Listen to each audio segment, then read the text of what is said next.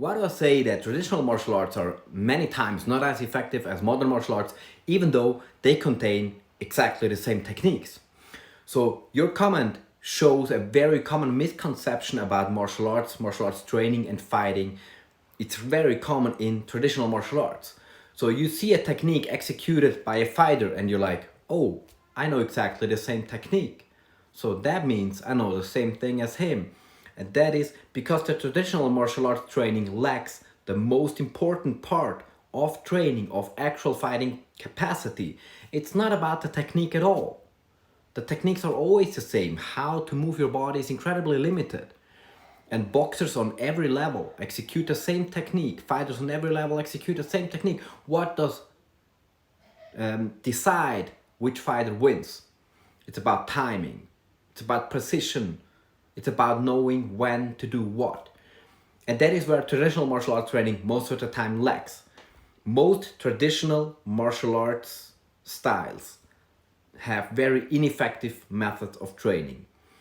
I'm hyperboling, right? I'm hyperphrasing.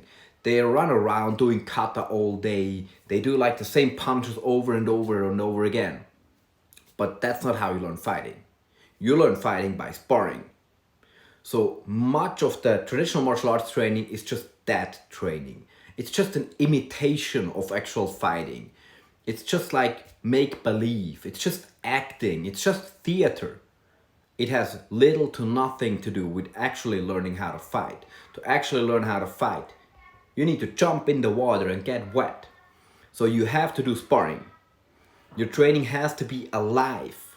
You have to learn not just how to do the technique, but how to apply it against a resisting opponent, against a qualified resisting opponent, against an opponent that just says, no, I will not let you do a double leg. And then against somebody who's not just resisting, but fighting back. Somebody who's fighting you, somebody who wants to actively beat you in training. So to learn to box, I put my gloves on, they put their gloves on, and then we go at it. Not 100%, but we try. And he's trying to punch me, and at the same time, and I don't know what technique he's using to try to punch me. He doesn't tell me beforehand. I need to figure it out, when to do what, and I need to get the timing right. And the same in that throw. He's trying to throw me in randori, and he's not telling me what techniques, and he's using the strength that he has, the power, the speed. And that's why traditional martial arts is ineffective compared to modern martial arts, because of the training methods.